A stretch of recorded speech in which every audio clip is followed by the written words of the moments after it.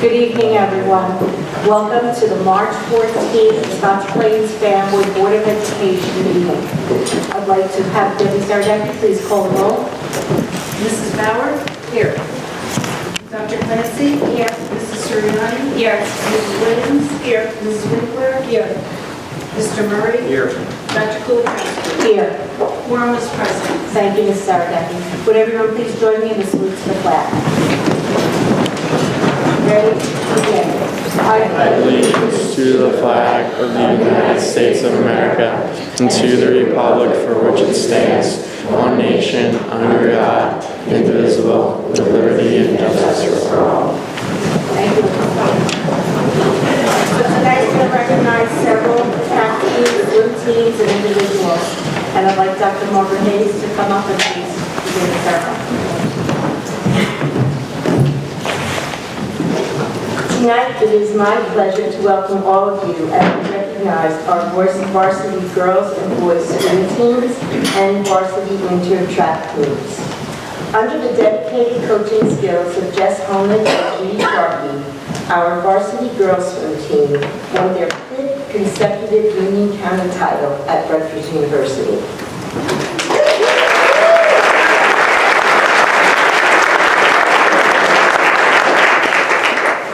Once again, under Jess Holnick and Judy Sharkey, the varsity boys swim team won the North 2 Group B sectional title for the 3rd time in the past 4 years, and then went on to win the state semifinals at Gloucester County Technical Institute in Sewell. This team had outstanding swimmers in the 200 and 400 freestyle relays, the 200 individual medley, the 100 butterfly, culminating with Josh Cohen setting new school records in the 100, 200, and 500 freestyle and the 100 butterfly. Yes, you can applaud.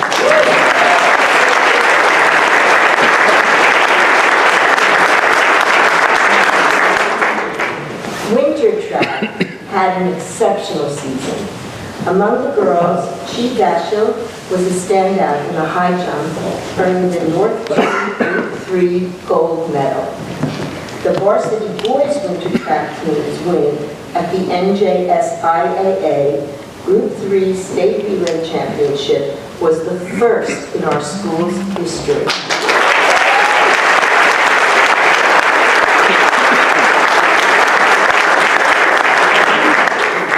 The team effort of our track athletes is exemplary. In their words, every time we run, we have this mental connection. They spur each other on by trying to do better than their teammates. And this brings out their personal best, which in turn is the formula for the team's success. In this effort, these athletes are led by a group of outstanding coaches. And at this time, I would like those coaches to come forward. Head coaches Jeff Cagle and Rich McGriff.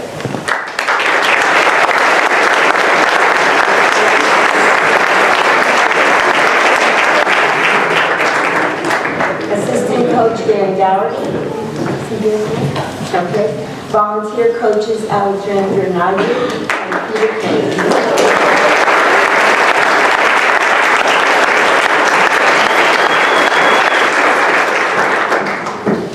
So we have a lot of people to recognize, and we're going to do them somewhat in groups, but I want to remind all the athletes that at the end, just before you go to pick up some snacks at the end when we're celebrating, Mrs. Kane, my assistant, will not forgive me if we don't have you come out in the hallway so that we can do some group photographs, okay?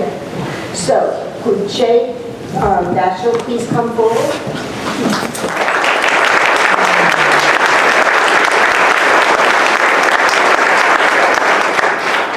I'd like to ask Nancy Bauer, one of our board former president, now esteemed president, to be here to read the resolution on behalf of Jay.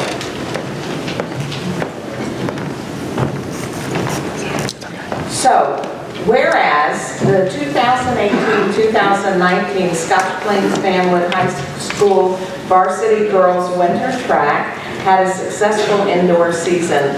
And whereas during the North 2 Group 3 state sectional meet on February 10th, 2019, at the Bennett Center in Toms River, Che Dashel distinguished herself among all other competitors in the high jump and earned the North 2 Group 3 gold medal in the high jump. And whereas the girls' winter track team exhibited outstanding talent, dedication, and teamwork throughout the season and was led by head coaches Jeff Cagle and Rich McGriff, assistant coach Dan Doherty, and volunteer coaches Peter Kane and Alexander Neidig.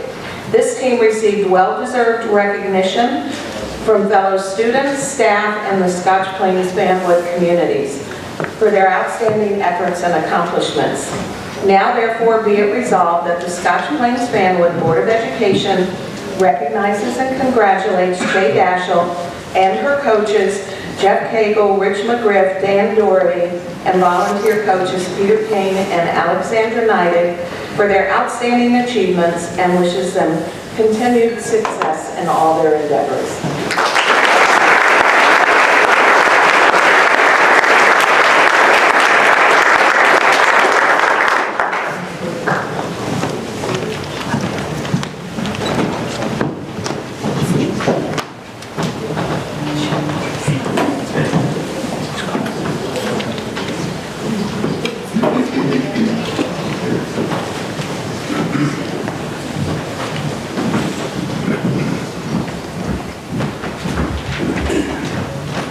At this time, I would like Stephanie Suriani to come forward.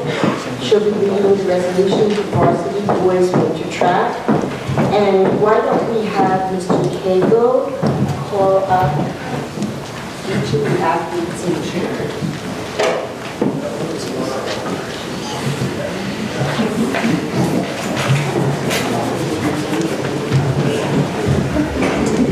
All right, the following boys competed in at least one of the 3 championship meets that we won this winter. Cameron Adams. Cameron here. Please come up. Kenny Agwo. Akin Akinwumi. Mikey Bannock. Max Cardarelli. Ian Salardo. Justice Corbin. Chris Downey. Tyler Dvorin. Colin Dwyer. Kyle Estadine. Ben Fleischer. Brandon Garcia. Jacob Lee, Roman Pirelli, Miles Roper, Peter Shee, Miles Singletary, Miles Varner, Justin Williams, and Melvin Williams.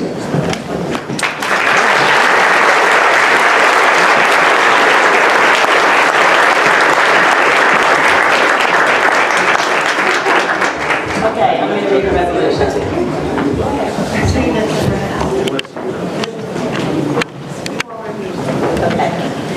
Whereas the 2018-19 varsity boys winter track team achieved success at a level never before achieved in the history of Scotch Plains Fanwood High School. And whereas the varsity boys winter track team competed at the Bennett Center in Toms River, New Jersey on January 22nd, February 10th, and February 16th, 2019, earning team championships at each event. On January 22nd, the team won the state relay title by scoring 36.5 team points. On February 10th, the team won the North 2 Group 3 title, earning 26 more points than the runner-up. This boys winter track team completed the state championship sweep on February 16th, besting the runner-up by 10 points.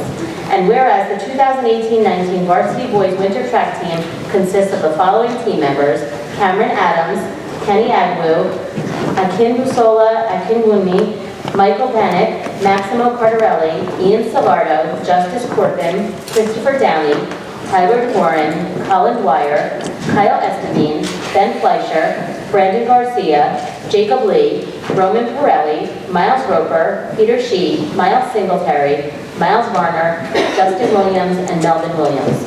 Whereas the 2018-19 boys winter track 4x400 team, Miles Singletary, Justin Williams, Kyle Estadine, and Jacob Lee won all 3 state championships. And whereas the 2018-19 varsity boys winter track team had individual champions in Ian Salardo, pole vault North 2 Group 3, Ben Fleischer, 3200 Union County, and Jacob Lee, 55 and 400, North 2, Group 3, and 400, State Group 3 champion. And whereas the 2018-19 varsity boys winter track team consists of 3 first-team all-county athletes, Ben Fleischer, Brandon Garcia, Jacob Lee, and whereas the varsity boys winter track team exhibited outstanding talent, dedication, and teamwork throughout the season, and was led by head coaches Jeff Vogel and Rich McGriff, assistant coach Dan Doherty, and volunteer coaches Peter Kane and Alexander Knighted. This team received well-deserved recognition from fellow students, staff, and the Scotch Plains family communities for their outstanding efforts and accomplishments. Now therefore, be it resolved that the Scotch Plains Family Board of Education recognizes and congratulates the 2018-19 Varsity Boys Winter Track Team for their outstanding achievements and wishes them continued success in all future endeavors.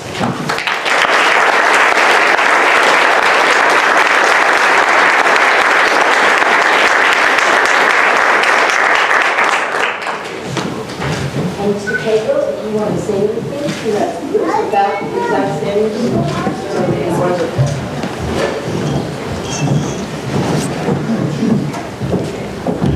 Well, I guess speaking for the coaches and for my fellow coaches here, the pride that we've had in reaching young men and our young lady, Che, it was my pleasure really to coach these guys. I brought those seniors in, we spoke to them, we knew we could be good. We didn't know how good they were going to be. But we knew it was going to be from the maturity of those older kids going there, trusting what the coaches do. Coach K went out for the head coaches, but the effort that we get from the assistant coaches and the kids believing in us, you know, you have that talent, you have that belief, and then have that will to go out and do it.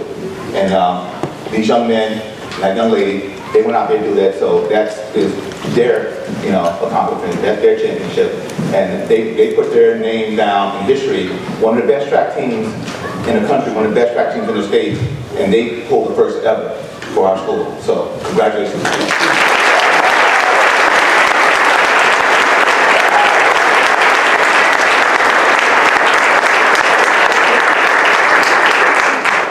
I'd also like to thank everyone here, including the parents, the school board members, fellow coaches, Dr. Hayes, and also the young men and young lady in front of us.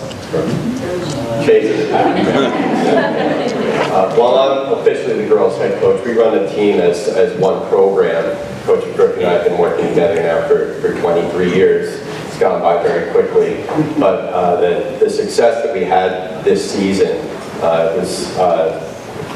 we never had a season like this before, and we're very proud of everyone who put the work in. Thank you for everyone who supported us. Thank you Coach Kane and Coach Nine for their support. It's a lot of long days going to New York City, going down to Toms River, 6:15 a.m. buses they make for long days, Sundays and things like that. And when you come home with the trophies, it takes a lot of the edge off of it. It makes it all worthwhile. And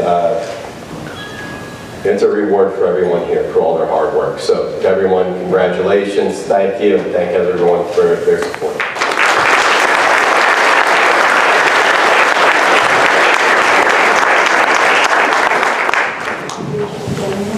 one step forward. Everybody. And then you turn around and reach down to the board to congratulate.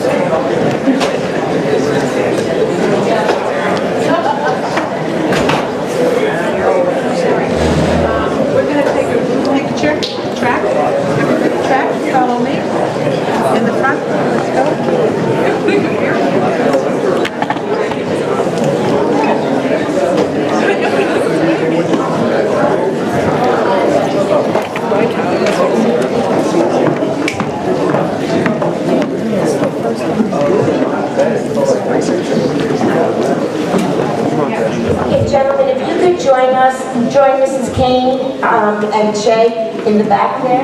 She wants us to get the pictures now. All right, at this time, I would like to ask Jessica Hollick and Judy Sharp to come forward.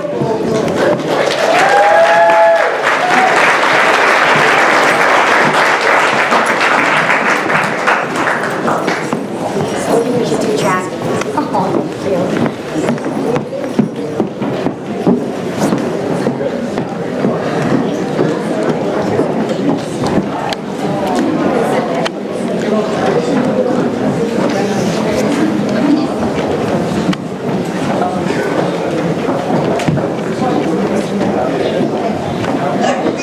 Our girls swim team, Audrey McDonald, Deanna Dalto, Julia Hope, Stephanie Brown, Camille Cook, Sophia,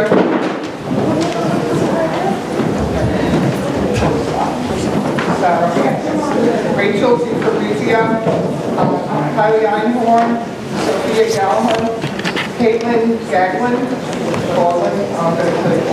Lily Holston, Chloe Howe, Lily Hughes, Caitlin Jackman, Nicole Kenny, Sophia Leonetti, Caitlin Lush, Ashley Mooney, Ellie Richard, Jessica Rojak, Emma Matei, Abby Ryan, Rachel Small, Morgan Sin, Caroline Warren, Juliana Warren, Chloe Yang, and Julia Lee.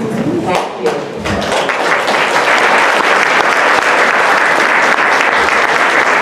Now I would like City Planning Board member to come forward to read the resolution.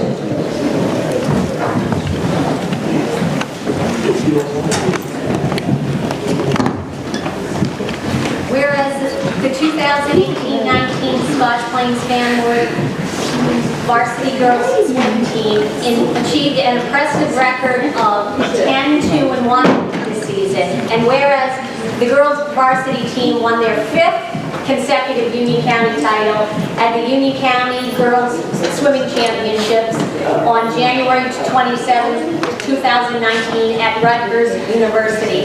And whereas the 2018-2019 varsity girls swims team consisted of the following members: Aubrey Bagdonis, Juliana Blanco, Julia Bonhoff, Stephanie Brown, Camille Cook, Sophia Cosaro, Rachel DiFabrizio, Kaylee Einhorn, Sophia Gallavue, Caitlin Gollin, Lily Holston, Chloe Howell, Lily Hughes, Caitlin Jackman, Nicole Kenny, Sophia Leonetti, Caitlin Lusk, Ashley Mooney, Eleanor Richard, Jessica Rojic, Emma Rute, Abby Ryan, Rachel Small, Morgan Sin, Caroline Warren, Juliana Warren, Chloe Yang, Julia Yip. Whereas the 2018-2019 varsity girls swim team had a county champion 200 free relay team consisting of Rachel Small, Julia Bonhoff, Chloe Howell, and Abby Ryan. And whereas Lily Hughes was named the county champion for winning the 100 backstroke and later set a Scotch Plains Fanwood school record in the 100 backstroke. Woo!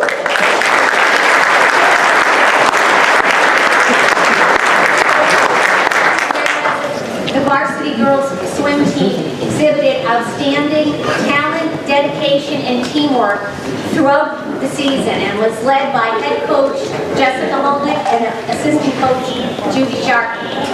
This team received well-deserved recognition from fellow students, staff, and the Scotch Plains communities for their outstanding efforts and accomplishments. Now therefore be it resolved that the Scotch Plains Fanwood Board of Education recognizes and congratulates the 2018-2019 varsity girls swim team and their coaches, Jessica Holnick and Judy Sharkey, for their outstanding achievements and wishes them continued success in all future endeavors.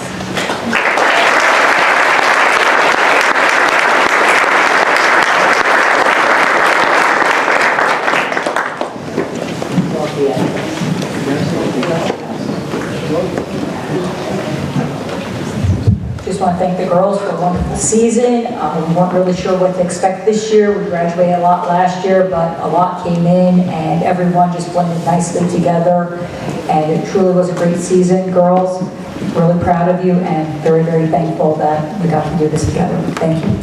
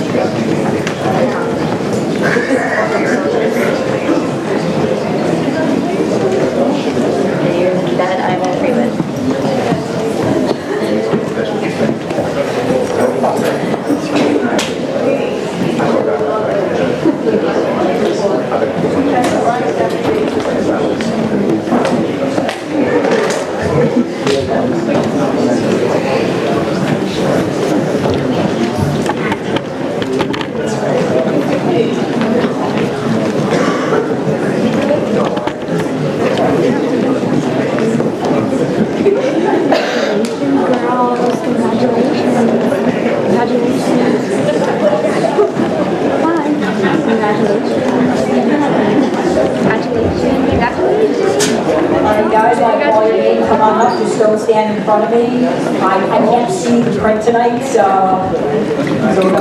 get out here. Jack, James Sullivan, Owen Ferrone, Connor Riley, Ron Merkel, Jason Mangiovi, Matt London, Aiden Trinnery, Corey Heath, Cooper Fine, Josh Cohen, Brenda Gatte, Michael DePaula, Alan Chow.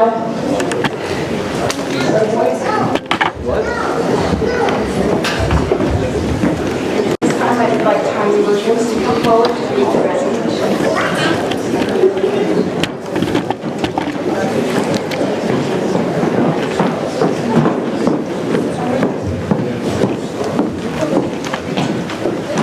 Whereas the 2018-2019 Scotch Plains Fanwood High School varsity boys swim team achieved an impressive record of 11 wins and 4 losses this season. And whereas the varsity boys swim team won a North 2 Group B sectional title for the 3rd time in the past 4 years on February 14, 2019 at the Raritan Bay Area YMCA in Fanwood. And they won the state semifinals on February 19, 2019 at Gloucester County Technical Institute in Sewell, earning the team a 3rd trip in 4 years to the state finals.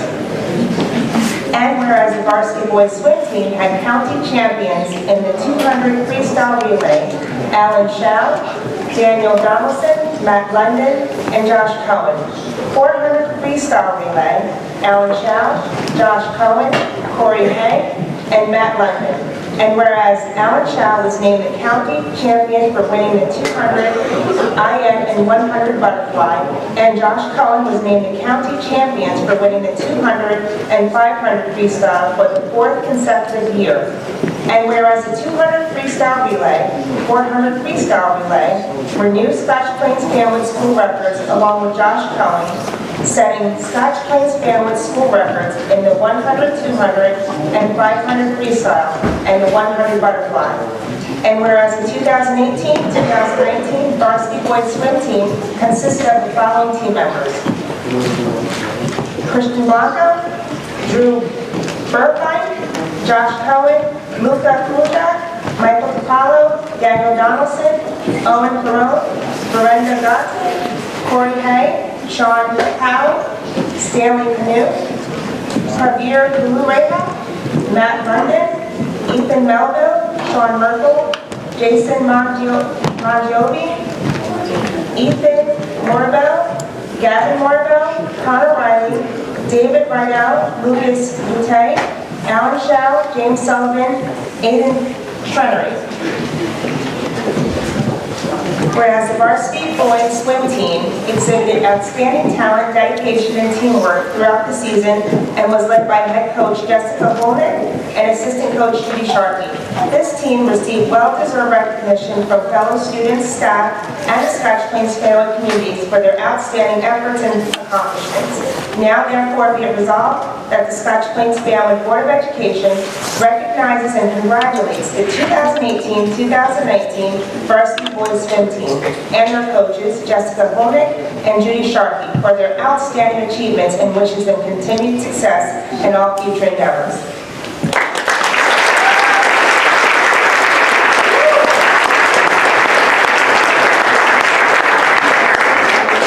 Boys stay up here just for one more moment as we ask Josh Cohen to step forward and come over to the podium, and Evan Murray is going to be reading a resolution for Josh.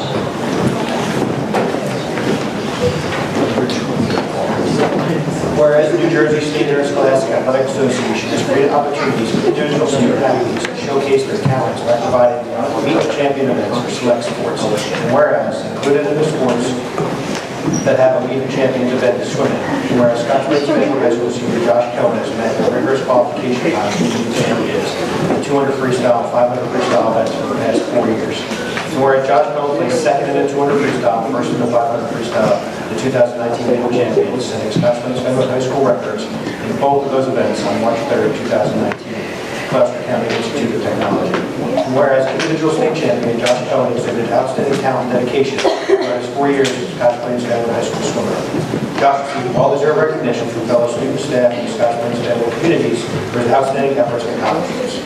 Now therefore be resolved that the Scotch Plains Family Board of Education recognizes and congratulates Josh Cohen and his coaches, Jess Holmes and Judy Sharkey, for their outstanding achievements and wishes them continued success in their future endeavors.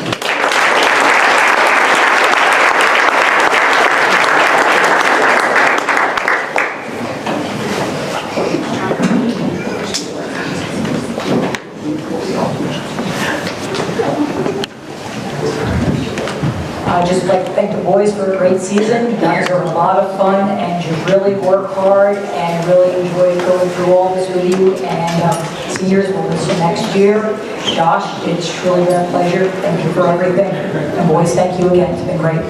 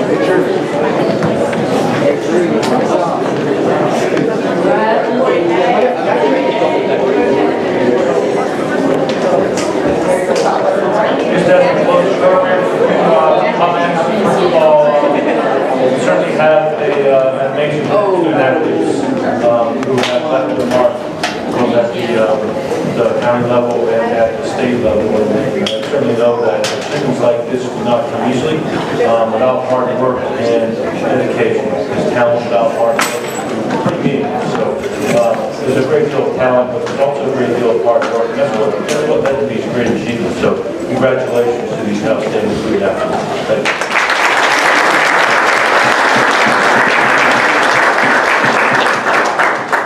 And our board president has to come up. She's got one piece of business to do, but before she does, I just want to thank all of the parents, because I know how much effort you put into helping to support these athletes. You follow them to their meets and their events, no matter where they are. You ensure that they've practiced, that they have the support that they needed, and without that support, they wouldn't be where they are today. So thank you from the bottom of my heart for all you do on behalf of these young people, because it helps us all make our high school a better place. Thank you.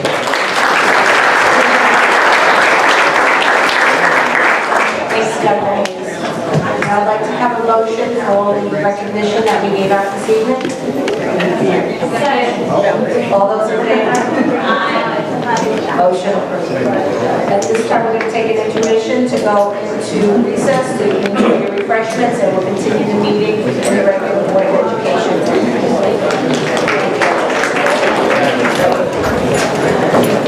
To go back into sessions, the Scotch Plains Family Board of Education, March 14th, 2019 meeting, after our intermission from the sports awards ceremony. An executive session, which we just held after the award ceremony. Personnel items were discussed. HIV issues were discussed. Suspension and a report was discussed, as well as a legal update. The New Jersey Open Public Meeting Law was enacted to ensure the right of public to have advance notice of and to attend meetings of public bodies at which time affecting their interests is discussed or acted upon. In accordance with the provisions of this act, the Scotch Plains Fanwood Board of Education has caused notice of this meeting to be published and have the date and time and place thereof posted at the Board of Education offices, and also provided in written notice and forwarded to the Times, the Township Clerk of Scotch Plains, the Borough Clerk of Fanwood, and the annual notice of regularly scheduled meetings as adopted March 29, 2018. We do have some additions to the agenda for this evening. One LET, an email received from Chompan Roxanne Torre, an intern for the Public Defender's Office. 6 BUS from the UCESC Non-Public School Additional Funding Security Aid Agreement. And 12 BUS, BSC NJ Non-Public Home Instruction. At this time, we'll go for the instructional updates, starting with the CUSAC monitoring report. Dr. Hayes? Thank you, Mrs. Kuzkowski.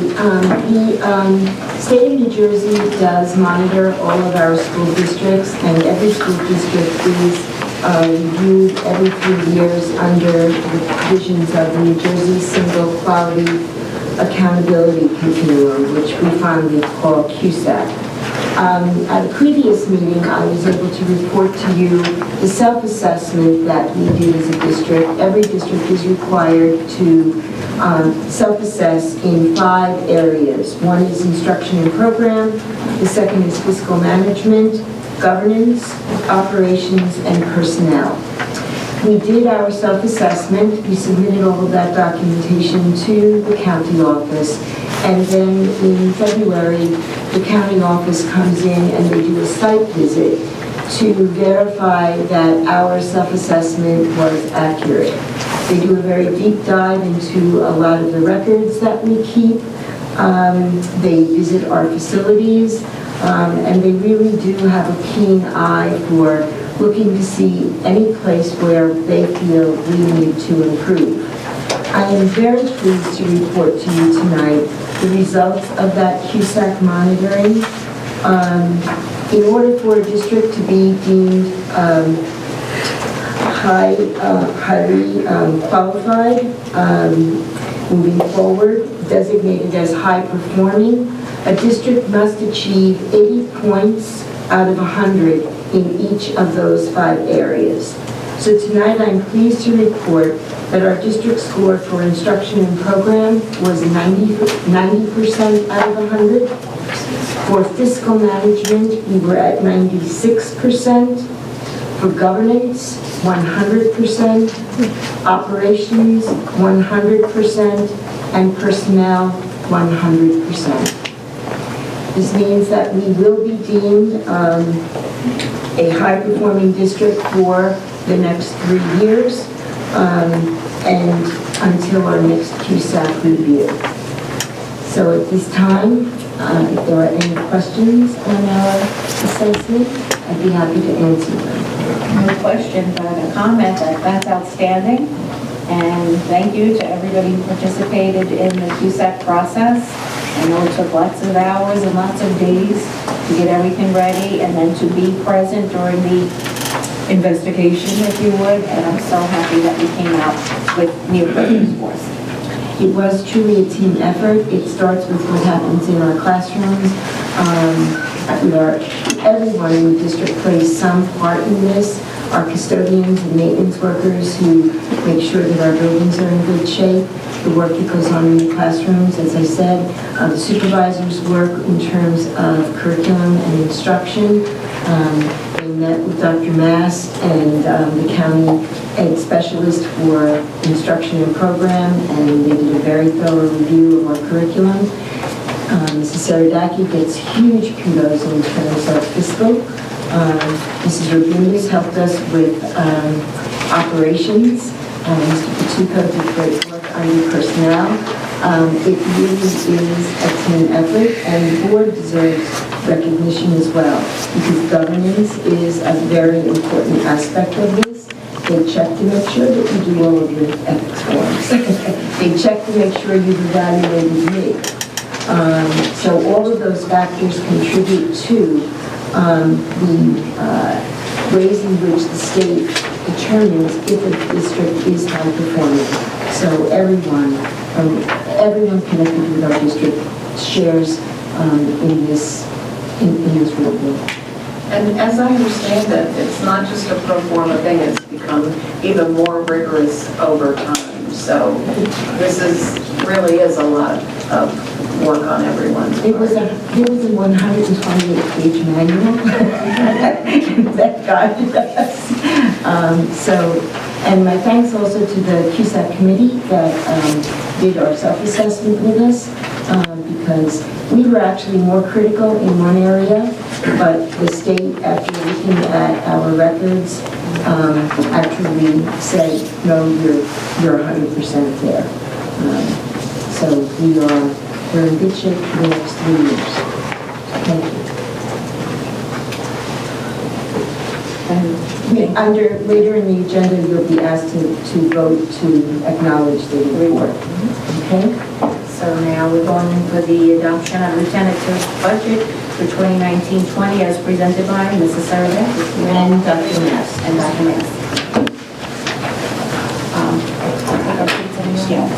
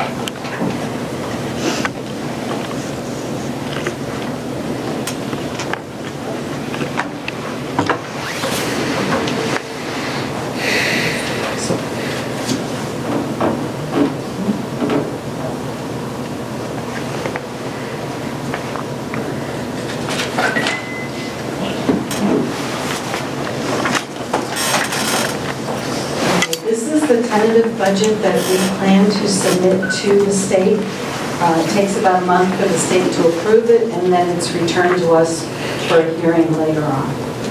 So the process is that pursuant to PL 2011, the board passed a resolution on February 9, 2012 to change the election date of the Board of Ed members to the November general election. Aligned with this change, there will not be a public vote on the 2019-20 school budget, which is at the 2% cap. Election timelines for Board of Ed candidates, nomination petitions are due to the Union County Board of Elections by Monday, July 29th. August 12th, they'll have a drawing for ballot positions. November 5th is election day, and installation of elected Board of Ed members is January 2nd, 2020. Each year, the board has 3 positions up for re-election.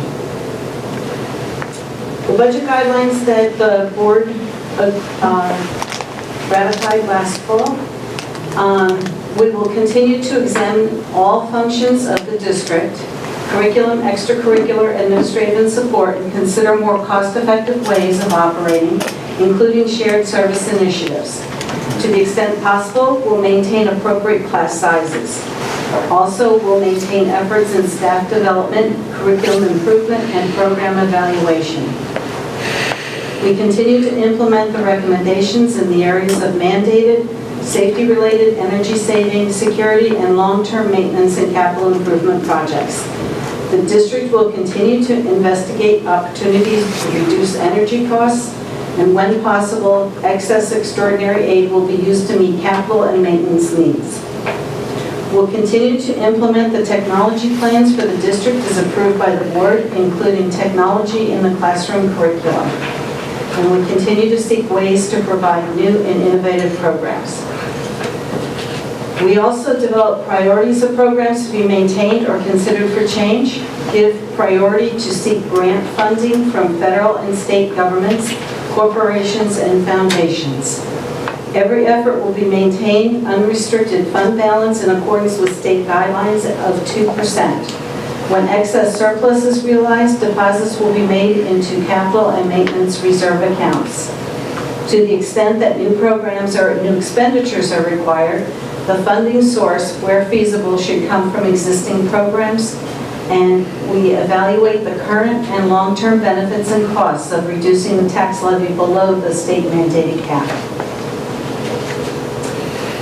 The assumptions that were made in creation of the budget: medical, dental, and prescription benefits are based on projections from our insurance consultant. Salary increases will reflect an amount equal to the anticipated settlement for the Scotch Plains Fanwood Education Association, and the actual amount will be budgeted for all other staff. Staffing will be adjusted to reflect anticipated enrollment trends. Technology funding will remain at current levels. Principal allotments are adjusted each year for changing enrollment in the schools. The supervisor budgets are basically maintained at the 2018-19 levels. There are price increases built into that, with increases made for staff development when determined to be necessary. Utility appropriations will be increased at the rate of 2% for each of our utilities. And revenue for state aid will remain, when we are creating the budget to begin with, we assume revenue from state aid will remain at the same level. We now have the actual numbers, so the budget was adjusted to reflect that. Major expenses to operate our schools are salaries, special education services, transportation of students, custodial services, facility maintenance, benefits, instructional support services, utilities, and commercial insurance. Some curriculum initiatives we have that will begin in 2019 and 20. Some of these are also continuing. Elementary language arts cyclical review, elementary language arts and mathematics pacing guides, reading recovery, basic skills program evaluation, social studies K-12 articulation review, middle school STAR unit development, world language unit revisions. 3 texts will be needed for the coming year: elementary language arts adoption, Algebra 2 online revision, and Geography Alive for grade 6. Teacher professional development will take place in the areas of STEAM and arts integration, unit development, and classroom coaching. Continued support of Flex PD, teacher coaching and teacher leadership programs. Continue focus on implementing next generation science standards, advanced placement teacher institutes, review and revise Quest units of study, creative curriculum and teaching strategies gold. That's for the kindergarten and pre-K, I believe. And strategies for teaching in a block as we move forward with the option of block scheduling. Our enrollment trend has been very stable. Over the past 6 years, you can see that we have a change overall of 34 students district-wide. You can see it graphically here.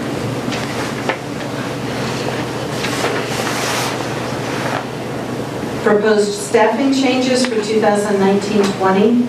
We may need 2 more elementary teachers. This is preliminary. We always assess through part of the summer and evaluate class sizes until decisions have to be made. Increase in basic skill teachers, 0.3. A 0.4 increase in speech teacher. Special education teachers, 1. And student aides, 3. So for a total of 6.7 new positions. Our operating tax levy, we are planning to go to the 2% limit, which would put our tax levy at $91,197,248. You'll see here there's a line for an increase in healthcare costs and a line for adjustment for enrollment. Those are both options that the district was entitled to increase over 2%. We are not using those options. Our state and federal aid, the reason we did not need to use those options is because our state aid did increase. If that hadn't happened, we may have had to use those options to balance the budget. But our special education aid went up about $410,000, which has allowed us to, originally the budget was built with the increase we were allowed for a healthcare adjustment, and we did not need to use it once these state aid numbers came in. So you see here they give us $4,007,387 in state aid. We received some extraordinary aid. We never know that amount until the end of the year, and it's received the following year. And then we have Medicaid aid.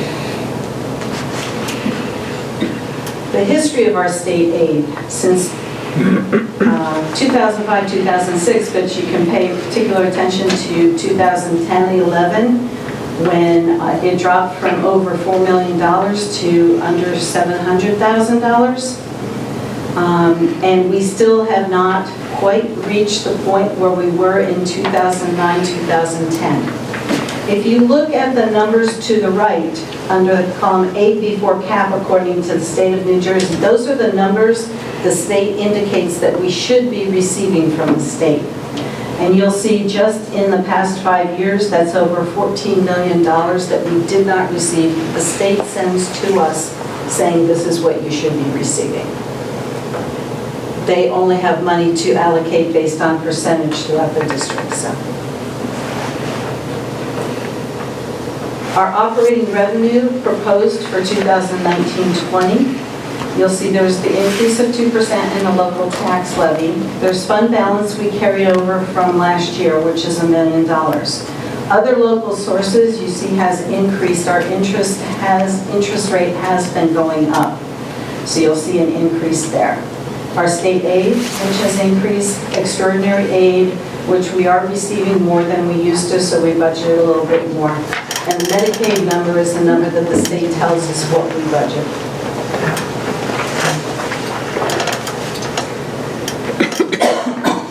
Excuse me. Here you'll see the allocation of our funds. 94% of our district's funding for the schools comes from the local tax levy. And then you'll see that 1% is the fund balance we carried over, which is also tax levy. But it's not current year tax levy. State aid is 4.1% of our budget. Repayment of debt is dropping, and so you'll see here it's a 4.6% decrease as far as the bond issue that was taken out back in 2000 to 2002 time period. So the proposed operating budget includes $54,807,000 in salaries, over $20 million in benefits. Out of district tuition, it's over $8 million. Facilities and maintenance, about a little over $3 million. Transportation, also close to $3 million. Capital expenditures, these are capital expenditures that are toward the summer projects that we're planning for the most part. And other expenses of $6,296,298. So you see here that salaries are 56% of the budget, benefits 22%, tuition 9%, other expenses are 6%. And that's been pretty consistent for the past few years. These other expenses include all classroom and office supplies, all computer software for classrooms and offices, textbooks, media center books and supplies, classroom and office furniture, technology purchases outside of lease purchase, all extracurricular activities, testing materials, nurse supplies, purchases for district security, teacher workshops and training, legal, audit, and other professional services, postage, copy machines and paper, telephone costs, internet access, purchase services for special services, and general insurance. There are other things also, but those are the primary ones. The increase in taxes will cost the average homeowner in Scotch Plains $215 per year, and the average homeowner in Fanwood $126 per year. This is due to the equalization of values. It shifts back and forth every year or two, and there was a shift this year where Scotch Plains is paying a higher percentage than they did last year. Some of the capital and maintenance items budgeted. Within the operating budget, we budgeted for our technology lease purchase of $650,000, which is critical as it provides the technology needed for the students to learn. And then we have the New Jersey State Debt Service Assessment of $165,000, and that is from the 2000 to 2002 bond issue, which the state, about 10 years after the bond issue, decided to start assessing all of the districts for the interest that they have to pay. We will be making some withdrawals from capital reserve for turf replacement for both the soccer field and the football field. I call them that, they're actually used for other sports as well. Of $1 million, these are estimated costs, $1,221,000. Track resurfacing in the amount of approximately $416,000, and window replacement at School 1 at a total cost of approximately $471,000. So $2,108,000 will be pulled from our capital reserve to fund these projects.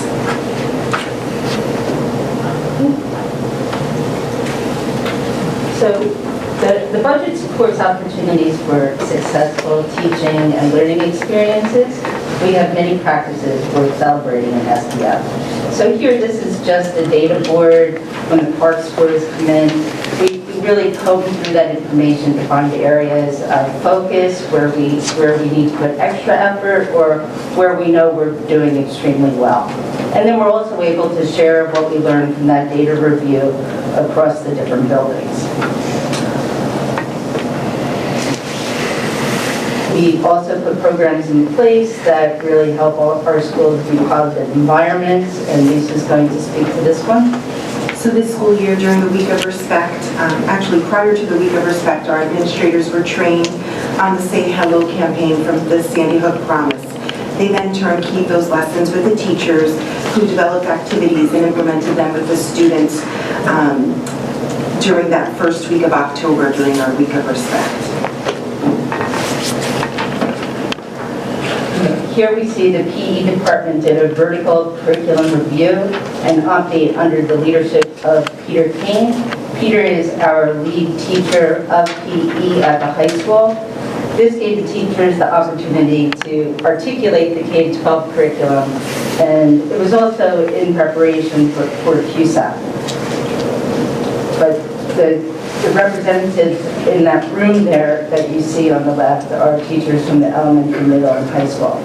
And on the right is a picture where it shows that we have a variety of after-school PE sessions that are facilitated by both teachers and administrators. Here you see a session where teachers were working with Kate Rosander, our elementary supervisor, to review research on how young children develop geometric reasoning. And when they come together to talk about it, they would bring examples from their classroom.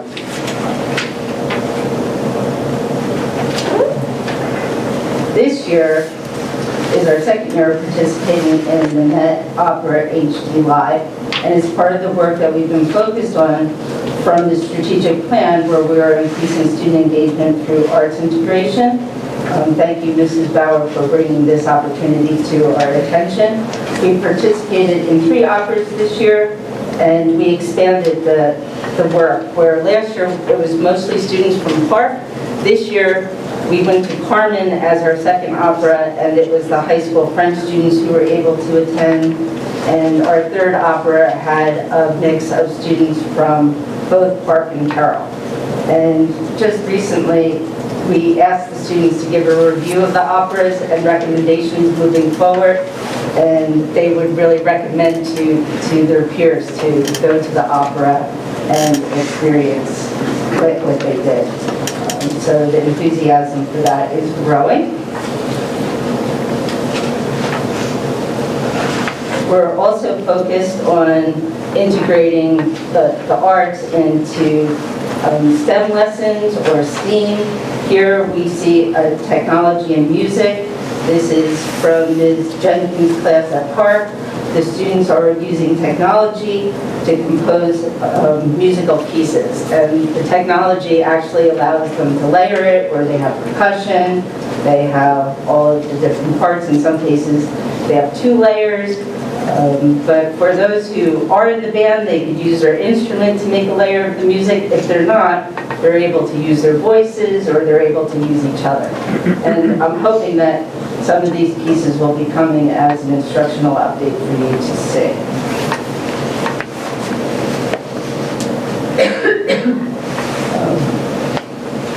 Our exchange programs certainly make the world our classroom, and we know that our students then have the opportunity to build international relationships.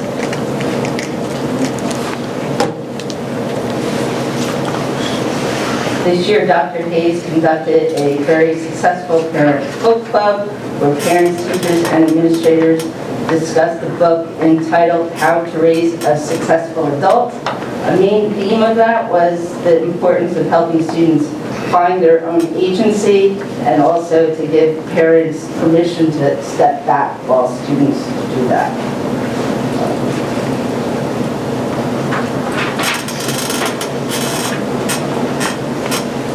As a result of our partnership with King University, we hosted a visit of delegates from China. They were school administrators, many of them elementary, middle school principals. Our Mandarin students were tour guides, and they loved the opportunity to speak Chinese with native speakers. Our administrators joined the delegates for lunch, and everyone mutually learned about our respective systems of education.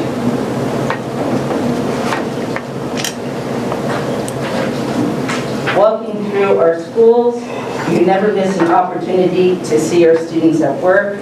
Here you can see 6th grade students in literature circles. Our principals create innovative programs that include the community. Recently, Dr. Slocum at McGinn had a program where she and her staff explored global cultures, having parents from different cultures present aspects of their country in different classrooms. And here you can see that there was a musician from Ecuador that students were absolutely mesmerized by this type of folk music.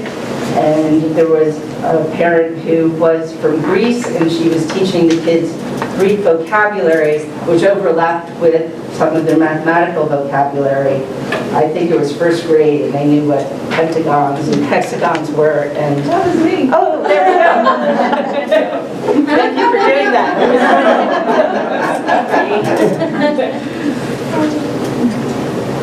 So you had a toga on too. Yes.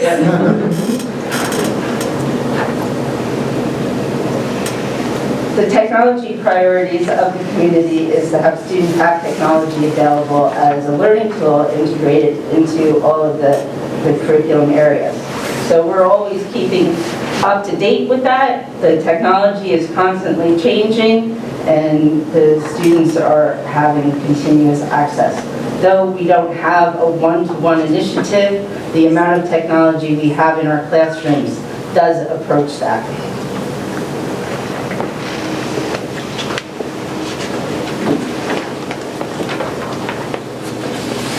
We know that our students are able to expand their academic work with participation in the arts program. Students are able to join musical communities through chorus, band, and theatrical performances.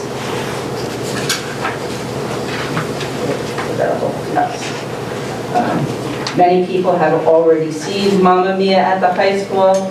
I think it's been sold out since the first night.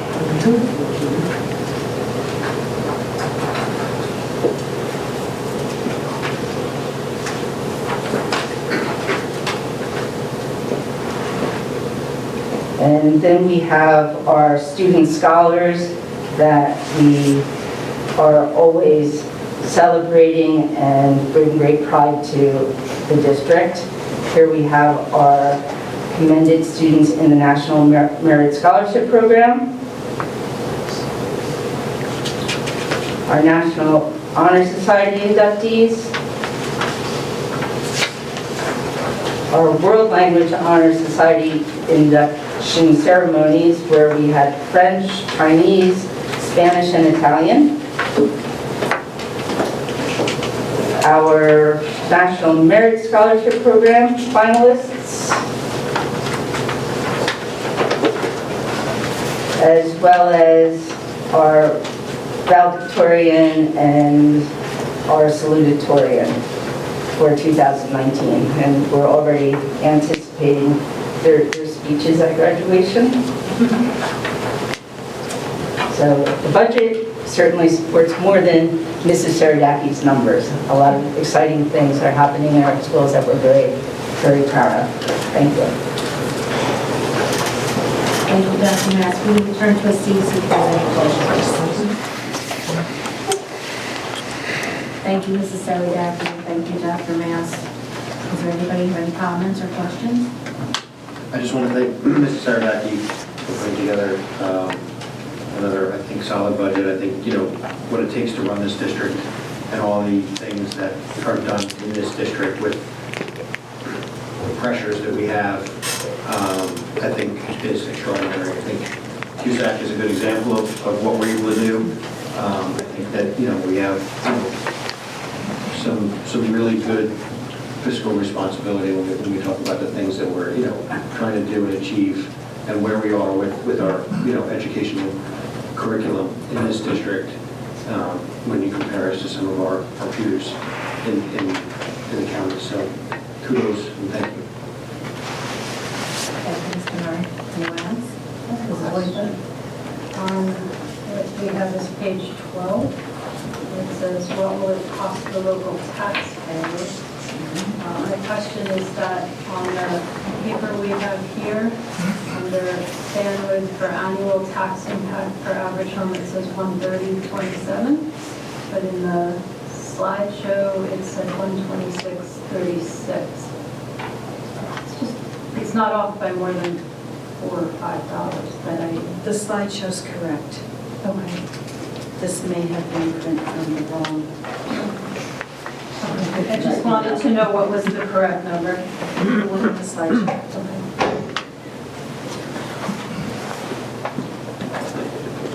Thank you, Mrs. Winkler. Anyone else?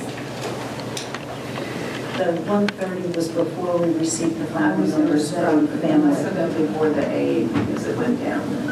It was before we received the numbers from Fanwood, because we have to reach out to Fanwood to get their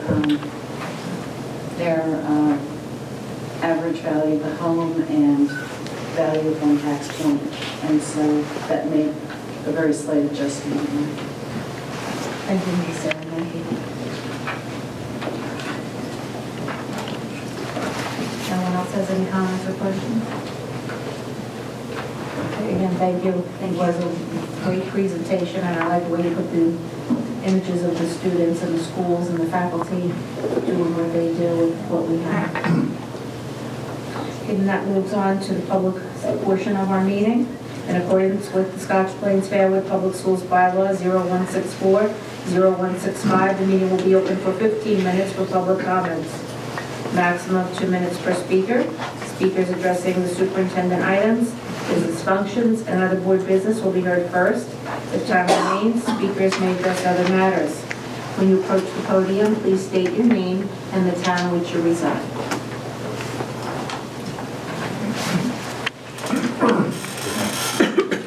Hi, my name is Frank Barrow, Scotch Plains. Real quick, you covered a couple things about the surplus and all, but you said part of 56% was going to the teachers. Is that enough for the teachers? Because you don't know what their raise is going to be yet, because you haven't negotiated it, and it's being handed out so you can read it too. Second, you said the state aid was 11.41, or $4,007,387. That's the 56%. But again, what is that work out to be without the raise? Right? And I understand that you have surplus of like $1 million. Can that be put towards the teachers' raises? Right? And I'll get back to this one in a second. I put on the paper, give the teachers a 3% raise above their medical contributions. I'll explain that when I get done with this. All right? Another question, why are we sending special education students out of district? All right? Don't we have, we're known for special ed. Why are we spending all that money if we have people in district, but we don't have people that are qualified? Is that the question? Do they have a degree in this? Do they have experience in this? Why are we sending them out of district? That would help save the town money, especially since people move here because of that and other programs, like you said, music, arts, the play, you name it. All right. You only have, all right. My notes are, you only have the best teachers. Why aren't you paying the decent salary and showing your appreciation? Like the lady said a couple minutes ago, basically it's stayed the same for the last couple of years. The budget, she just said it. All right. Some of you other people, you have kids in the school or had them and you rave about it. Some of you have even moved here because of the school district. So I think the teachers deserve something. We put down 2 turfs to be resurfaced. Resurface one, give the money to the teachers. They don't have money in their pocket. They're working on the same salary basically. With the increase of the medical, some are taking on second jobs and everything else. I don't feel you appreciate it whatsoever. All right, the average pay in Scotch Plains is $67,000. Overall, New Jersey is $75,000. All right, personally, I feel you should be ashamed that you're treating your teachers like this and not giving a contract. Sir, that's your time. If you could just wrap up your comments, please. Okay. I'll get back to the raise of 3%. All right, if you have at 67, where we go. Sir, again, the board does have the handout that was passed out. Yeah. So to the extent you're just reading from that, the board can review it. Listen, no, I have 1 or 2 other things I want to say. Again, sir, the policy is pretty clear. That we're limited to Whatever. Thank You do what you want. But that's just going to show that you don't care about your teachers. Because I'll take somebody else's 2 minutes. Would that be okay? Can I take hers? You can have mine. Thank you. Again, sir, no, I can say yes. Sir, again, it's 2 minutes per speaker, sir. That's Well, I'm the second speaker now. Sir, no, sir, that's not how this Someone works. else is going to speak first. Thank you for You giving us really the don't care handout. then. I'm sorry, but my taxes are going up and you're turfing fields, all right, instead of giving people money to live on. They haven't had a raise with the medical increase. You ought to be ashamed of yourself, really. Is there someone else that wishes to approach the podium? Come up, please.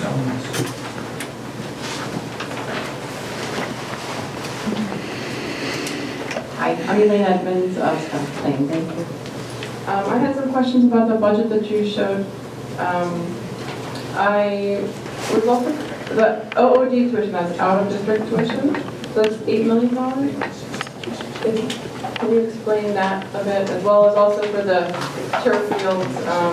Did we think about maybe asking like local businesses to try to do sponsorship and put a sign on the fence or something that we can do to help the community? Maybe parents, families would want to put money in some sort of fundraising campaign where we can, like, you know, I don't know, and they can kind of advertise or have their names or, you just like bricks on the, even that kind of thing. Is that something that we can do for any of those types of things? Fundraising was attempted when the turf field was initially put in, and that was, I think they raised less than $10,000, so, and that wasn't adequate.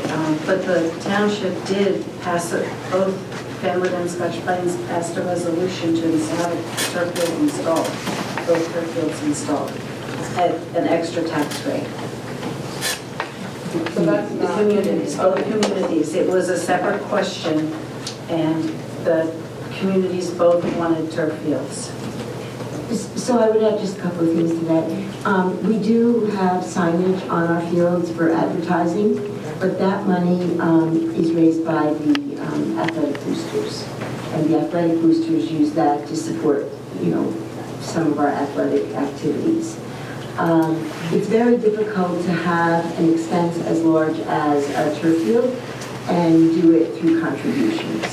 As Mrs. Saradaki is saying, initially, that was a thought, roughly, is it 12 years? How many years is it now? 9 years? 10 years ago? It's 11 years. 11? Yeah, that was actually installed. Right, that we started down this road of having the turf fields.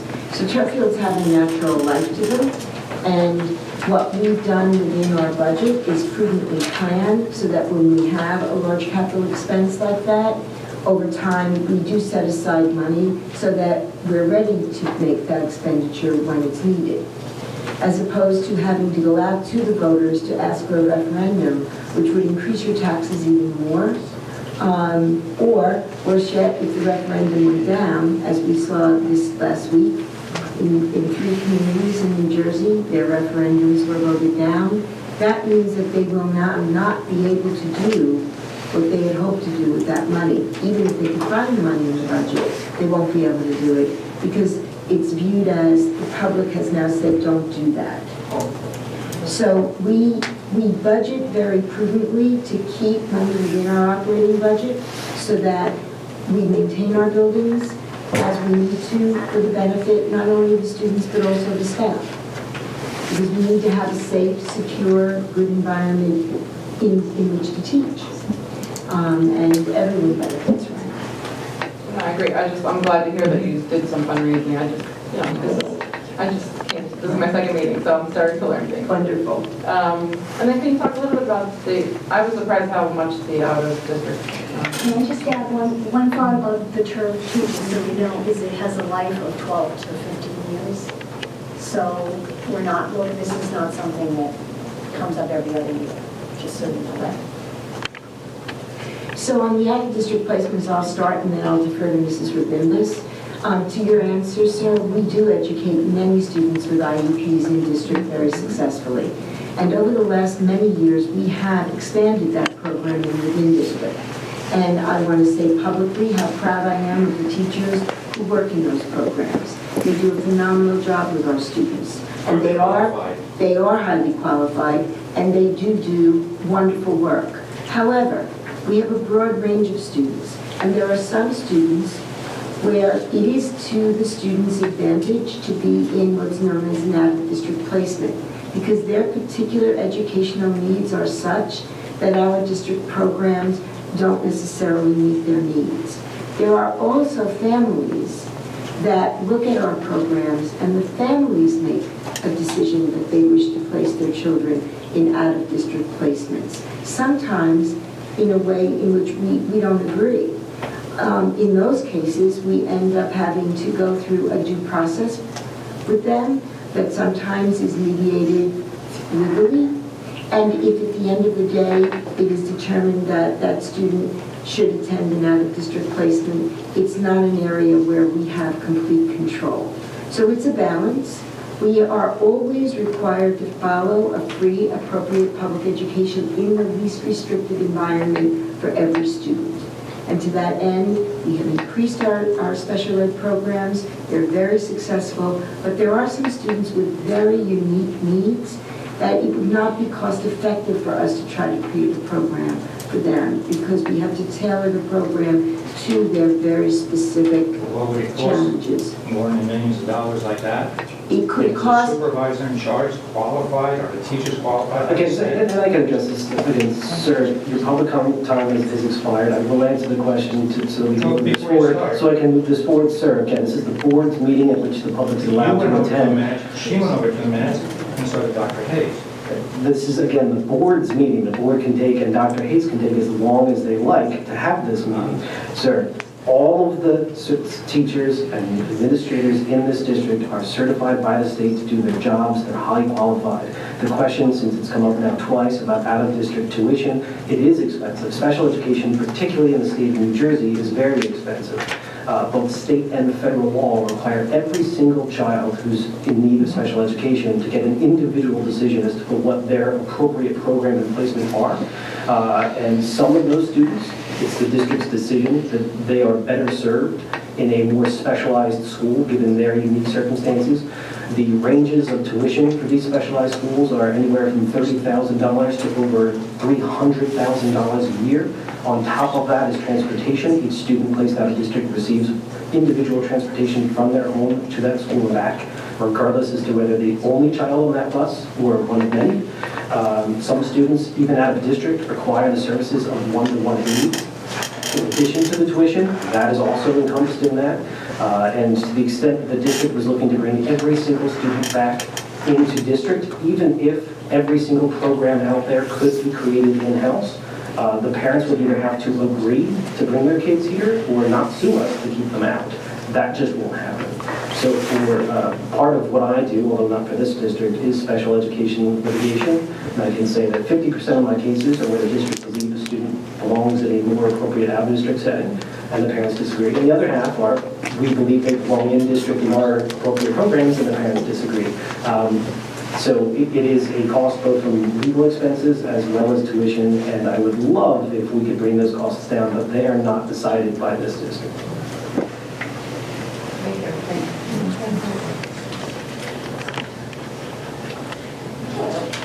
Thank you, Ms. Lynn. Is there anyone else that wishes to address the board? Yes, ma'am.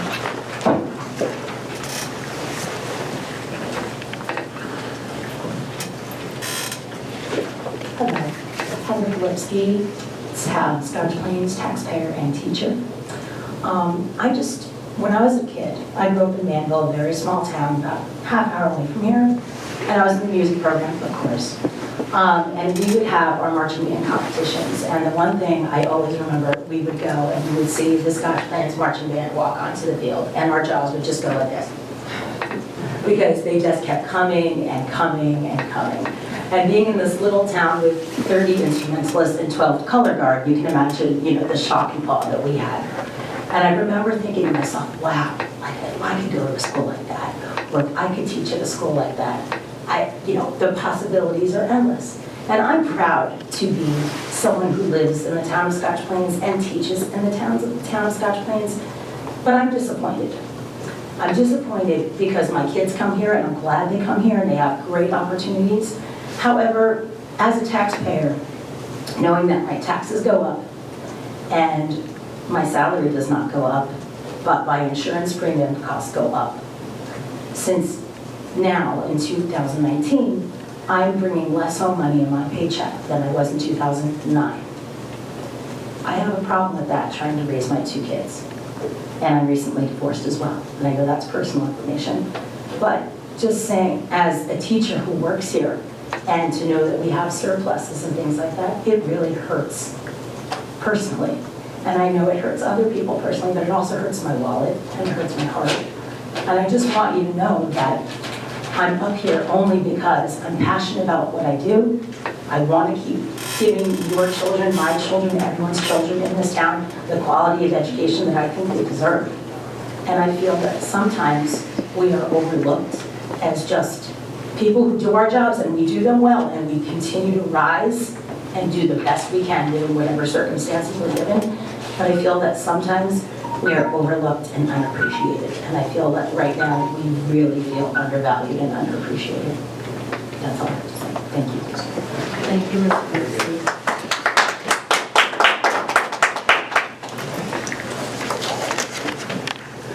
there anyone else wishes to address the board? Seeing no one, I want to close this portion of the meeting and move on to the tentative school budget for 1920. Can I have a motion to accept the Board's of Education tentative school budget? So moved. Second.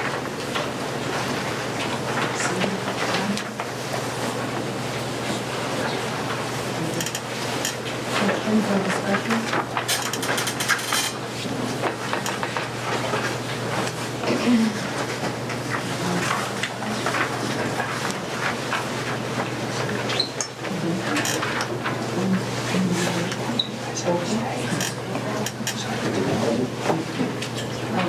Mrs. Sarasaki, would you please call the roll? Dr. Clancy? Yes. Mrs. Williams? Mrs. Bauer? Yes. Mrs. Siriani? Yes. Ms. Winkler? Yes. Mr. Murray? Yes. Dr. Kolkowski? Yes. Motion passes.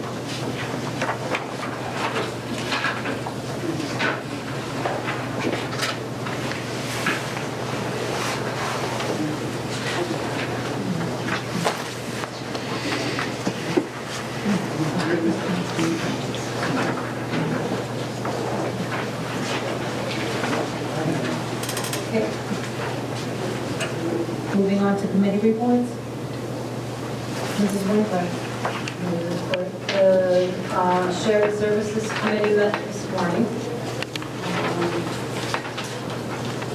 The things we discussed were the PAL programs and other police programs. On February 19th and 26th, as well as on March 12th, were the first three of the Cops and Kids programs at the middle schools. They said the first two programs, the ones they did in February, had the highest attendance yet. There were 63 of our students participated at Terrell and 68 at Park. The police were very excited with this program. Apparently, a few other, like the mayor stopped by, and at least one of them, the mayor of Scotch Plains, was also very excited to see these programs. They said that on the program they did on March 12th, there were fewer kids, but the weather was much nicer, and they were kind of expecting that. They kind of hoped to do these programs when the weather was bad, and they thought they'd get more kids. On January 30th, they took part in the Green Reaper program at the high school, which they said went very well. March 25th, the Pink Purple program will begin. The police are coordinating with NAC to bring a vaping seminar in the spring. They're also working on a media overuse program that will be for parents. That will likely be combined with a parent bullying program. Then we moved on to talking about computer training for the senior citizens in the community.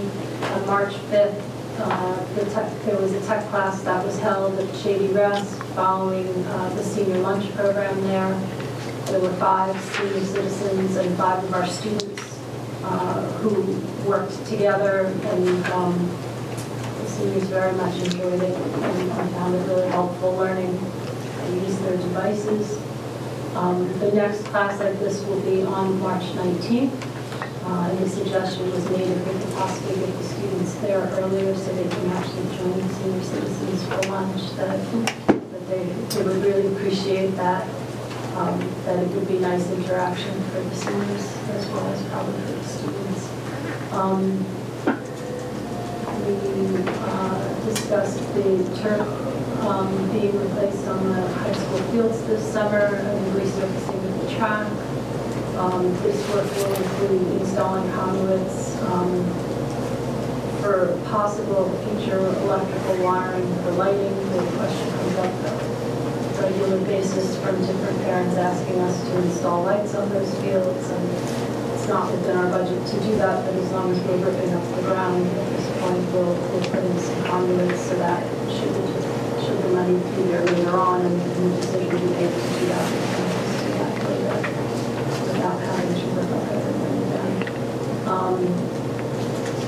the police were discussing permanent parking on the local streets around the high school.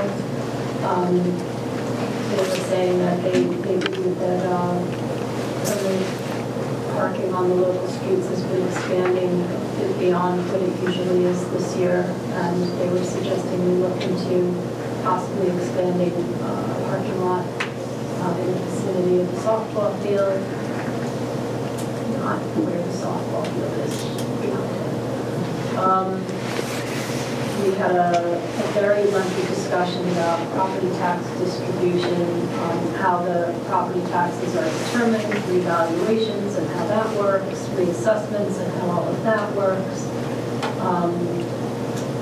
The typical breakdown of property taxes for New Jersey municipalities tends to be roughly 20% municipal, 20% county, and 60% school.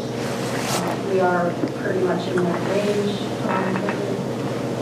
over the last few years.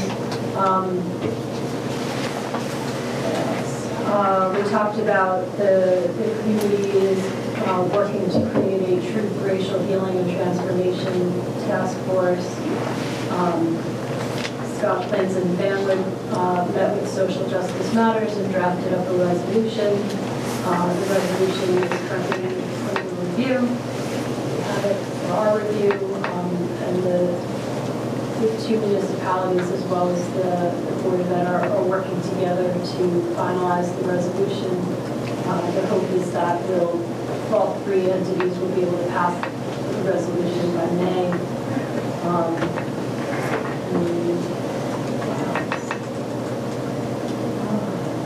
Pretty much that's about what and the next meeting will be Thursday, January 17th. January? Oh, May. I wrote January in there. I was going to ask you about that. No, May 17th is not January.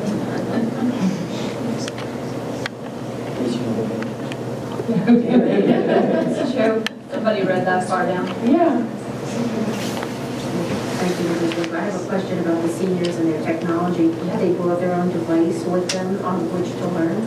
Yeah, that was the plan. You know, initially, when we started working on this a couple of years back, we had the seniors come to the high school and we had, the computers for them and all the technology set up. But really, I think they want to know more about apps on their phone and iPads and things like that. And so they bring their own technology because they're teaching them shortcuts and things like that that they didn't really know. Makes more sense that way. Yeah, right. And they were trying to have lunch at the regular senior lunches on Wednesdays at the Shady Rest. Very nice. Yeah, as we were trying to get the seniors here, and then there was some concern about that it's parking and things like that, and that if they're already there, it might make it easier for them. Thank you for your report. Anybody else? So I have the finance report from the finance committee. So the school one opening bid for the window project took place on Thursday, March 7th. And the lowest bidder was awarded the bid. Busan? Will be, if the board approves it. It's on the agenda. If the board approves it. The track bid for the high school will take place on Tuesday, March 26th. And we also spoke about the budget, and at that meeting, we were waiting for some additional details that have since been received. So it was a brief meeting. Any questions regarding finance? And then we also met for facilities. Two items that came up was now that the town has passed their ordinances around digital signs, the high school will be getting their new digital sign. It's been ordered and will be installed once it's received. So that should be a late spring completion. And then the Brother Gym, there's been discussions in prior meetings regarding an evaluation of the gym floor, the gym itself. And the recommendation option that was provided doesn't raise the gym, just prevents additional settling by bracing it. So our architect would like to have some additional time to explore options around raising the gym around 8 inches that it sank in one corner. So there is no real safety issue at this point. So the plan would be to do the work not this summer, but summer of 2020. Thank you, Mr. Murray. Any questions? Any other reports? Okay. The curriculum committee met on Monday, March 11th. We mainly discussed the new teacher induction process and action research. And Erin Mullman, the elementary supervisor, came and led that discussion. The new teacher induction process involves, it's a 3-year process. The first year for teachers that are new to the district as well as new teachers have an orientation at the end of August. Administrators and veteran teachers lead sessions on topics ranging from supporting professional growth, bullying awareness, working with special needs students, and fostering intellectual development. They're also oriented to the community and our district schools on a bus tour. First year roundtables are then held throughout that year on a monthly basis, where topics such as preparing for back to school night, communicating with parents, classroom management, very concrete topics to help teachers that are new to the district during that first year of teaching when some of the teachers need the additional support. Second year, there are roundtables where the teachers are invited to monthly meetings about topics such as effective teaching strategies related to the Danielson framework by which teachers are evaluated, and these sessions are run by district administrators. Other topics include communicating with students, questioning, and engaging students in learning. Then during the third year, for new teachers or new district teachers, there are roundtables that engage teachers in action research, which is a research project based on a problem of practice in the teacher's classroom. Teachers can have an administrator as a mentor for their research or complete a project as a group. Many teachers are completing research as part of their own graduate level study and integrating the research into their classrooms. At the end of the school year, teachers then present their research to their peers in a celebration of learning. And an English teacher at the high school, Ms. Chopra, came and talked to the curriculum committee about her particular research project, which was extremely interesting, called Fostering Ethnocultural Empathy Through Research and Perspective Taking. And she talked about her study in which students are encouraged to use the protagonists in the text that they're reading, as well as the guest speakers that were invited in, as a point of context to experience empathy and understanding of different cultures and races. Ms. Chopra talked about how she is looking at how students develop comfort in navigating different perspectives by taking part in literature circles, discussions, analysis, and research of flawed societies and protagonists in racially and ethnically diverse protagonists. It was very interesting research. I thought it was very impressive. And then she actually also gave them the opportunity to kind of do a self-evaluation of what they liked about it, and students discussed how they were brought out of their comfort zones by learning different perspectives. So it was interesting. And Dr. Mass talked a little bit about Scott Bortnick's research. He wasn't able to be at the meeting, but he's conducting action research for his doctoral work, and his study is Funds of Identity, how approaches in the classroom address the whole child and use their unique identities to engage them and improve academic achievement. And he's using a lesson study model to accomplish his research. And there was a whole list of other research studies that other teachers are doing as well. And the second agenda item was arts integration update in line with the district's strategic plan. Sixth grade teachers developed a lesson that integrated math and music by using drumming to present unit rates, fractions, and graphing. Students were able to use African drums to learn about beats per minute and study both math and music concepts, with multidisciplinary collaboration in the lesson development. This unique lesson both met the variety of learning styles and increased student engagement. And that's it. We'll meet again next month in April. Anyone else? Any other reports? I just have a brief update about negotiations. I did want to report that we do really value and appreciate our teachers, and we're eager to have a settlement that certainly recognizes their work and dedication. We're meeting next week with a mediator, with the SBFEA. We shared some data that SBFEA had requested with them recently, and we're hopeful. We wear the dual hats on the board of trying to do the best we can for our staff, as well as looking at the burden of taxpayers, and also what are one-time expenses and what are expenses that are growing expenses and build on each other. So in any case, we're again meeting next week, and we're hopeful that we can come to some resolution. So that's my update. Thank you, Mrs. Brown. Seeing no further reports, we'll move on to letters to the board. One LET is an email received from Chonka and Roxanne Duray, an intern for the Public Defender's Office, received earlier today, which we will respond to. Next, Superintendent's report, Dr. Hayes. Thank you, Dr. Krokowski. We have no out-of-district placements at this time.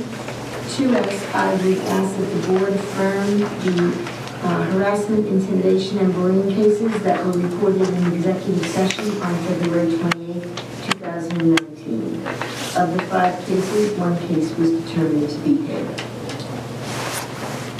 Can I have a motion? So moved. Second. All those in favor? Aye. Any opposed? Any abstentions? Motion carries. Thank you. 3S, I would ask that the board approve the request from Terrell Middle School for a field trip to the Linden Lanes. This will enable the 7th graders to travel on over several days, different groups of 7th graders, where they are going to be learning about the sport of bowling as part of their health and wellness initiative. Can I have a motion? So moved. Second. Any discussion? All those in favor? Aye. Any opposed? Any abstaining? Motion carries. 4S, I would ask that the board approve the 2019 Creative Summer Workshop course offerings that were part of the attachment that you received. Second. This is curriculum technically, so I think it's a roll call. Any discussion? Okay, then Mrs. Saragani, will you please call the roll? Mr. Murray? Yes. Ms. Winkler? Yes. Ms. Bauer? Yes. Dr. Clancy? Yes. Mrs. Soriani? Yes. Mrs. Williams? Yes. Dr. Kulikowski? Yes. Motion carries. Thank you. 5S, I would ask that the board acknowledge the receipt of the CUSAC monitoring report. So moved. Second. Any discussion? All those in favor? I just want to say thank you. Thank you, because I know it was a huge effort. And we just splash high performing on the website. Celebrate. Okay, all those in favor? Aye. Any opposed? Any abstentions? Motion carries. So tonight I'm going to ask the board to approve the personnel agenda. It is the yellow, the pink, and there is a green. The green represents my decision to retire, effective July 31st, 2019. It has been an immense pleasure and honor and privilege to serve the 2 communities of Scotch Pines and Fanwood and this board.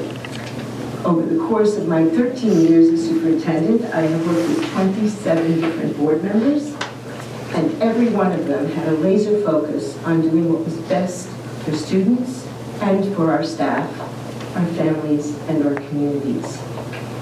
I've also had the privilege of working with outstanding educators, and I'm very grateful to the educators in our district from all levels and all of the support staff, from our custodians and our maintenance workers to our teachers in the classrooms, to our aides, to our child study teams. All of you are what make this district what it is. I have also had the immense pleasure of working with an amazing central office team and phenomenal supervisors, principals, administrators.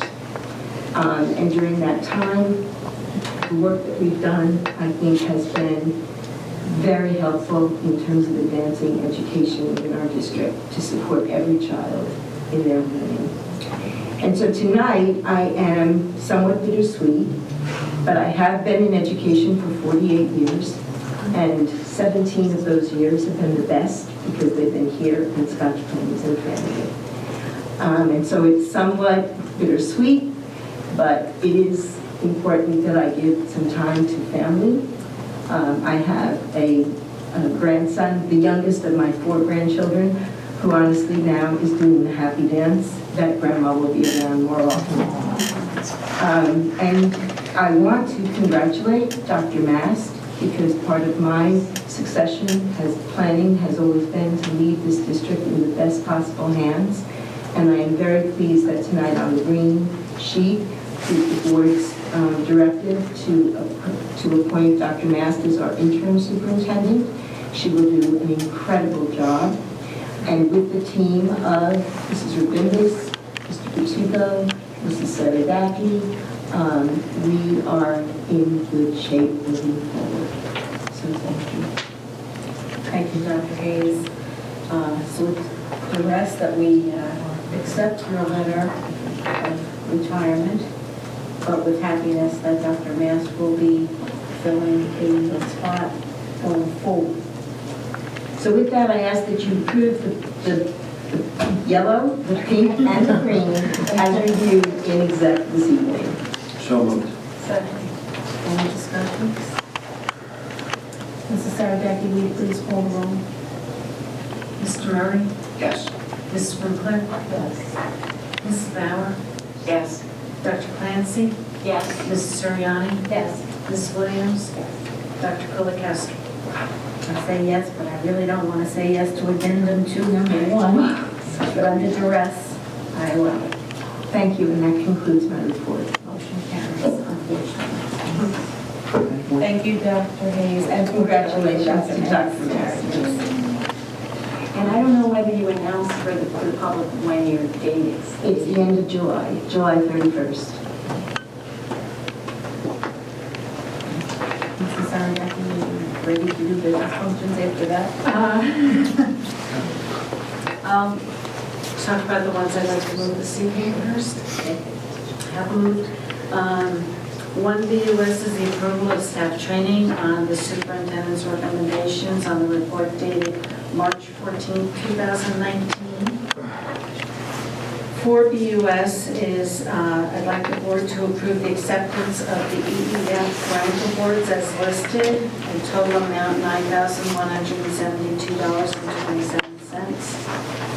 5BUS, I'd like the board to approve an additional $2,500 for additional audit procedures due to the state's delay in receiving, in providing information for the GASB 75 for last year.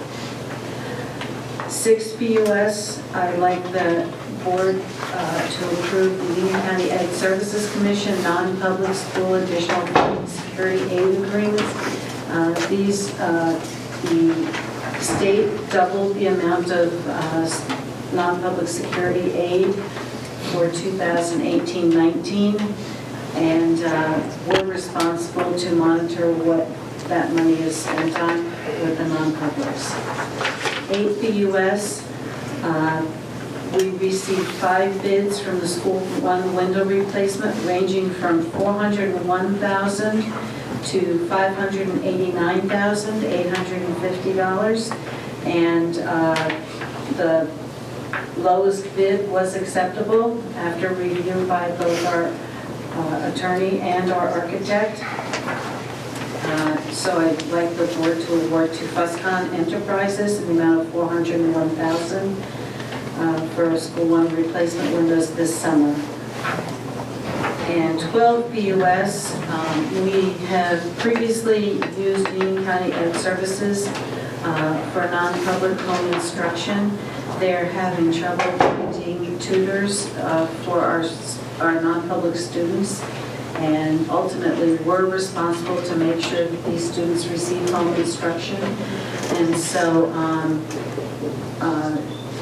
Mrs. Rabindus spoke with the Educational Services Commission of New Jersey, and apparently they have an adequate supply of tutors, and so we'd like the board's approval to contract through Educational Services Commission of New Jersey. We already have an agreement with them for other services, so we just need to approve the home instruction portion, and they charge us $34.73 per hour, which is the amount this year that the state will reimburse us, so there's no cost to our district for this. Thank you, Mrs. Saragaki. We have a motion for those items that were started that Mrs. Saragaki read. So moved. Second? Any discussion or questions? I just wanted to say about for BUS, thanks again to Educational and Nutrition Foundation for awarding grant money to our staff to do what look like a lot of wonderful projects that I hope we can do. So thank you for their hard work and fundraising. And thank you to the teachers for the creative ideas that they came up with and applied for. Thank you, Mrs. Brown. Anyone else? Okay, all those in favor? Aye. Any opposed? Any abstained? Motion carries. The items that I'll be looking at our next meeting, to the U.S., I'll be asking the board to acknowledge receipt of disbursement listings for various bank accounts for the month of February 2019. 3 BUS, I'll be asking the board to acknowledge receipt of the district's school security and fire drill reports for February 2019. 7 BUS, we're hoping to have our transportation contract renewals at that point.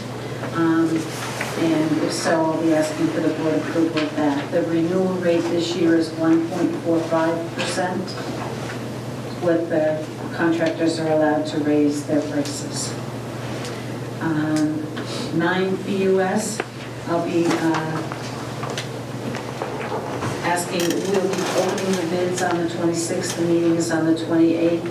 I'll be asking for the board, hopefully we'll have a bidder whose price we're happy with, and that the bid will be awarded at that time. 10 BUS, I'll be asking for the board to acknowledge receipt of the board secretary report, treasurer's school fund reports, and budget adjustment, and certify that no major account has been overexpended. 11 BUS, I'll be asking for the board to approve the bill list.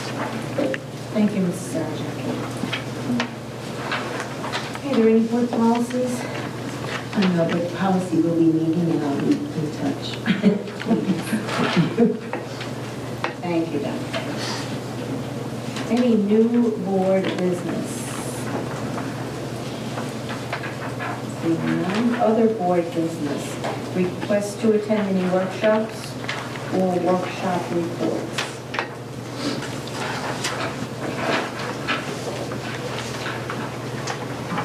Seeing none. At our next meeting, we'll be having the National Autism Awareness Month of April, so I'll need someone to read that resolution. REOBB will also be asking for the approval of the 2019-2020 schedule of board meeting dates. They are listed here. I like the new format that they're written out in, with the open agenda meetings on the left and regular public meetings on the right. There are a couple of Tuesdays in there, so don't let the T fool you. Due to holidays and religious holidays, there are some reasons why we have to meet on a Tuesday instead of Thursday. So look those dates over.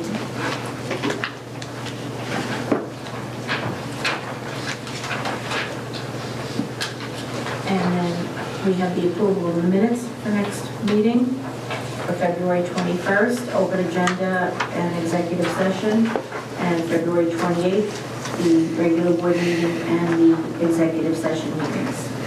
At this time, in accordance with Scotch Plains Fanwood Public Schools Bylaws 0164 and 0165, the meeting will be open for 15 minutes for public comment.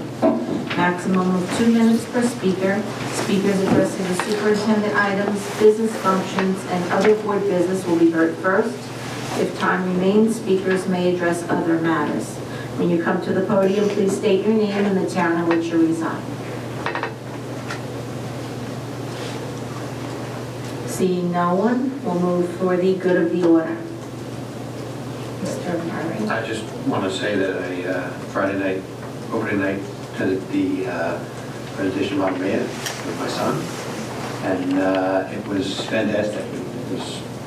They really are impressive. The show was phenomenal, and I see people all over the place trying to get tickets for some of the last shows because they've been sold out. So. Has anybody got that buzz? It was great. Stephanie and I were at the Sunday matinee performance, seeing each other on the opposite side of the room, and it was fabulous. The music, the pit, the lighting, the dancing, the costumes, the set, everything was magnificent. It was just, if you close your eyes, you'd have thought you were on Broadway. It was absolutely fun, but yeah, it was sold out. But well worth it. Mrs. Winkler. So last night, you were there with me. Dr. Hayes was there with us. Dr. Heisey. Last night, Union County School Boards Association hosted the Unsung Hero recognition, where a student from each high school in the county was recognized. It's always a lovely evening. These kids go through a lot to get to where they are, and they probably wouldn't be recognized through other more traditional forms of recognition. And it's always an emotional and really beautiful night. Our own student Pedro was fantastic. You know, that's it. Yeah, and just a lovely. And we'll be recognizing Pedro as part of our student recognition as well. Yeah. And yesterday we had a selfie with the superintendent over at Park Middle School. So we had a nice discussion, some good coffee, the bagels and donuts. So I have a couple of things. First of all, at our next board meeting, we will be recognizing the PTA Reflections winners. We have 18 students who will be recognized by the board. And I'm going to preempt that by saying that just today we found out that 8 of them are actually now state winners. So they moved on from the county level to the state level, and so we'll be celebrating with them at our next board meeting. Also, our high school Odyssey of the Mind team took first place in their last competition in Edison this last weekend, and they are now going on to state level competition in April. So that's a wonderful thing for their outing. It was amazing. And Dr. Mast and I had the privilege of attending last Sunday the Central Jersey Choral Music Teachers Association concert, where our own Jennifer Jenkins was conducting the treble choir, and we had students that were participating in the mixed chorus that day. It was an amazing afternoon. So congratulations to Jen. She did a beautiful job of conducting that group. I just want to thank Dr. Mast for extending the invitation for board members to go and see the Met Opera collaboration, the live streaming.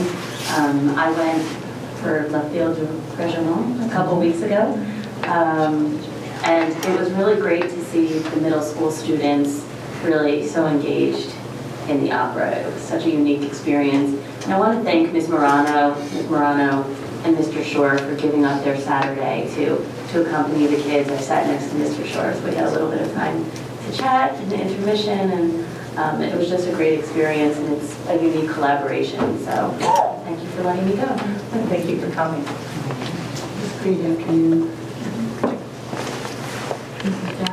I did want to report that, I'm sorry I don't know the title or the names of the students, but the Terrell Middle School performance group is moving on to the State History Day contest in May. So they qualified when they were at Kane, and so wish them luck in May.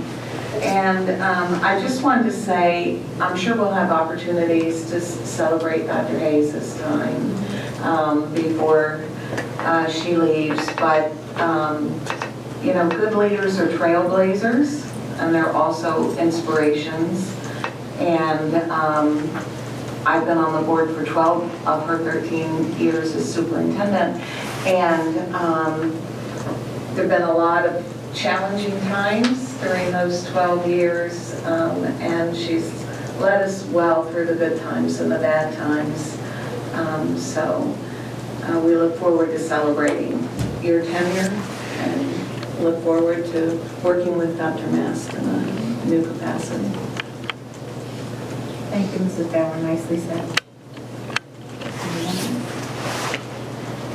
Okay, we have some upcoming meetings. Next meeting is Thursday, March 28th, for a regular public board meeting.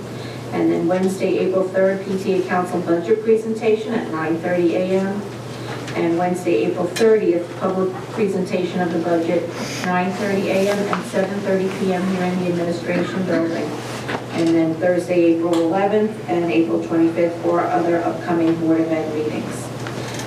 If there's no further business, I'd like to call for a motion for adjournment. Any discussion?